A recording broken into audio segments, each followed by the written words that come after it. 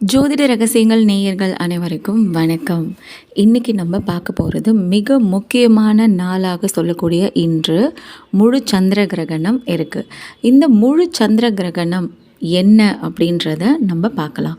March 3, 2026 நிகழக்கூடிய இந்த முழு சந்திர கிரகணம்ன்றது சூரியன், பூமி, சந்திரன் ஆகிய 3 கோள்களும் ஒரே நேர்கோட்டில் வரும்.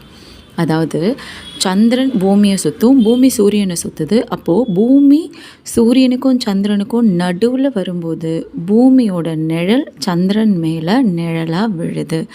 இதனால் பூமியோட நிழல் ஒரு பகுதி சந்திரனை மறைக்குது. இந்த நிகழ்வை தான் நம்ம சந்திர கிரகணம் அப்படின்னு சொல்கிறோம். இந்த முழு சந்திர கிரகணத்தை பொறுத்தவரை 3 வகையாக சொல்கிறாங்க.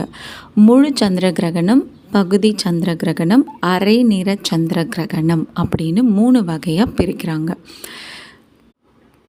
அந்த வகையில் இந்த ஆண்டு நடைபெறக்கூடிய முதல் சந்திர கிரகணம் இது அப்படின்றதுனால முழு சந்திர கிரகணமாக இதை சொல்கிறாங்க.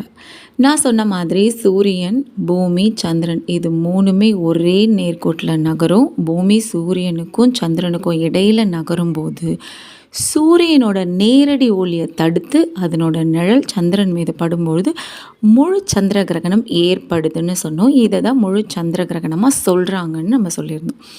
அந்த வகையில் இந்த மார்ச் 3, 2026 அன்னைக்கு நிகழக்கூடிய முழு சந்திர கிரகணம் இந்திய நேரப்படி மாலை 4:45 மணிக்கு தொடங்குது. முழு நிலவாக எப்போ தெரியும் அப்படின்னா 5:10க்கு முழு நிலவாக நம்ம எல்லாருக்குமே காட்சி தெரியும், காட்சி அளிக்கும் அந்த நிலவு.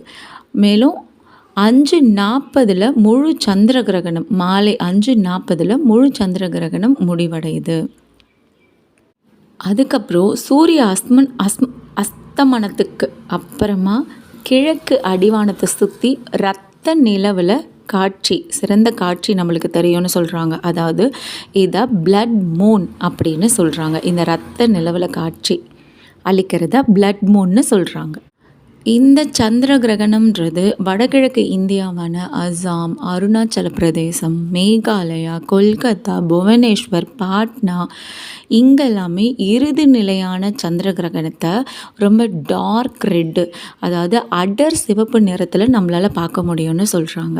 அதுக்கப்புறமா டெல்லி, மும்பை, பெங்களூரு, சென்னை, ஹைதராபாத் உள்ளிட்ட இந்த பகுதியில் முழுமையாக நம்மளால் பார்க்க முடியும்னு சொல்கிறாங்க. இந்த சந்திர கிரகணத்தை வெறும் கண்ணில் பார்க்கலாமா அப்படின்னா நிச்சயமாக பார்க்கலாம். சூரிய கிரகணத்தை காட்டிலும் சந்திர கிரகணம் வெறும் கண்ணால் பார்க்கறதுன்றது நம்மளுக்கு பெரிய அளவில் பாதிப்பை ஏற்படுத்தாது. இந்த இரத்த நிலவு, அதாவது பிளட் மூன்னு சொல்லக்கூடிய இந்த நிலவை நீங்கள் ரசிக்கிறதுக்கு உங்களுக்கு பாதுகாப்பு கண்ணாடிலாம் எதுவும் தேவையில்லை, தெளிவாகவே தெரியும்னு சொல்கிறாங்க. இருந்தாலும் நம்மளுடைய பாதுகாப்பு கருதி நம்ம கண்ணுக்கு பாதுகாப்பாக வச்சுட்டு பார்க்குறதுன்றது ரொம்ப ரொம்ப நல்லதாக இருக்கும். அப்புறம் பொதுவாகவே இந்த சந்திர கிரகணம், சூரிய கிரகணம் நேரத்துலலாம் நம்ம சாப்பிடாமல் இருக்கிறது நல்லதுன்னு சொல்லுவாங்க. ஏன்னா சயின்டிஃபிக்காக அதனோட ரேடியன்ஸ் நம்ம அப்சர்வ் பண்ணுறதுனால அந்த டைம் ஃபுட்டு எடுக்காமல் பாடிக்கு, நம்ம ஹெல்த்துக்கு கொஞ்சம் கான்ஷியஸாக எம்டி ஸ்டொமக்கில் இருக்கிறது, வெறும் லிக்விடாக எடுத்துக்கிறதுன்றது ரொம்ப ரொம்ப நல்லதாக இருக்கும். அது மட்டும் இல்லை, இந்த டைமில் நீங்கள் ஸ்பிரிச்சுவல் ரிலேட்டடான விஷயம் பண்ணுறீங்க அப்படின்னா மெடிடேஷன் பண்ணுறது ரொம்ப ரொம்ப நல்லது. ஏன்னா சந்திரன் மனோகாரகன்னு சொல்லுவாங்க.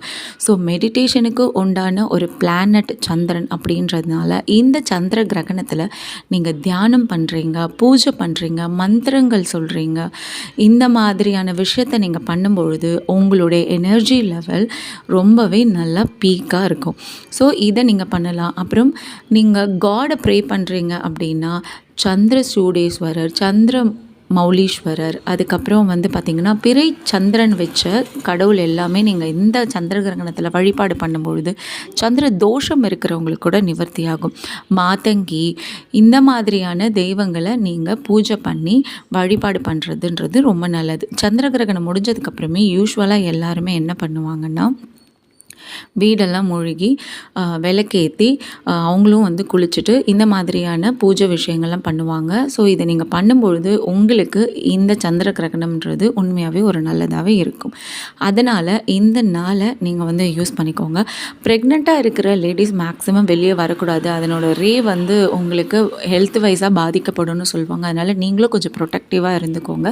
இந்த மாதிரியான விஷயத்தை யூஸ்வலாக நம்ம எப்போவுமே வரக்கூடிய சந்திர கிரகணம், சூரிய கிரகணம் அப்போது சில விஷயம் ஃபாலோ பண்ணுவோம். அதை டிஃபால்ட்டாகவே நம்ம ஃபாலோ பண்ணோம் அப்படின்னா இதனால் வரக்கூடிய பாதிப்புகள் நம்மளுக்கு பெருசாக இருக்காது.